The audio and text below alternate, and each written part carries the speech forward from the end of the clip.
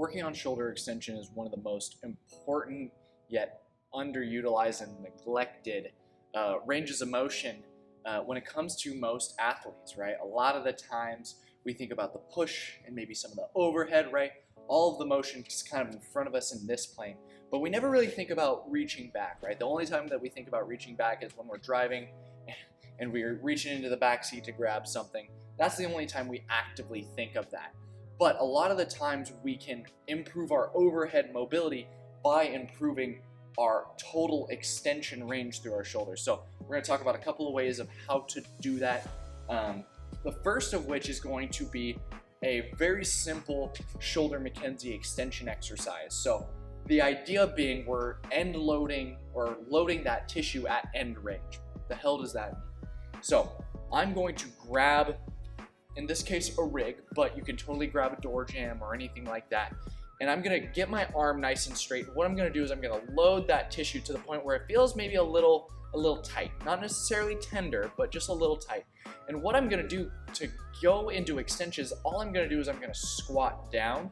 Notice that that arm is coming up and back behind me. So I squat down, and all I'm gonna do is I'm gonna squat until I feel just maybe a minor bit of discomfort. A 1 or a 2 on that 0 to 10 rating scale.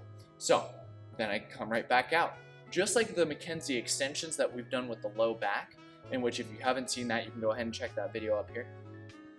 I come down, I touch that discomfort, and come right back up. Come down, come back up. Should never be painful. My shoulder blade is pulling back and down, just like we were gonna be in the overhead position. Shoulder blade back and down. I come down and pop up. Down and up. I'm gonna do about 10 of those, and that should start to really improve my overall shoulder extension through that arm.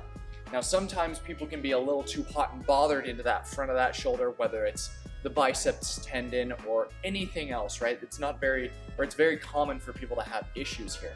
So another way to get away from maybe that pinching sensation is going to be a banded version of the same McKenzie extension, except for now, all of the pressure or the sensation should be felt in the back of the shoulder.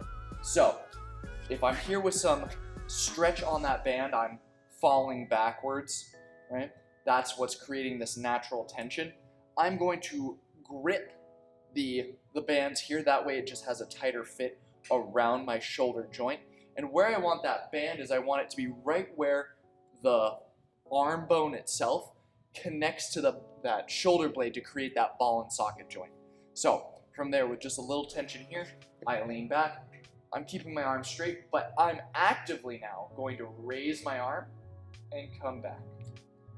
Raise it up and come back. What this allows for is to get that shoulder range of motion, but through more of an active component. So now my muscles have to coordinate how to move that joint most effectively. At this point, I don't feel anything in the front of my shoulder, which can be a good thing. It could be a bad thing, right? If maybe the tissues in the front of my shoulder are the thing that are stopping me, this may not be as effective as the version where we're holding on to the rig. But if maybe it's the tissues in the back of my shoulder not operating as appropriately as they should, this can definitely be beneficial for that as well. So the reality is I usually give this both of these exercises to any of my patients dealing with overhead shoulder range of motion issues.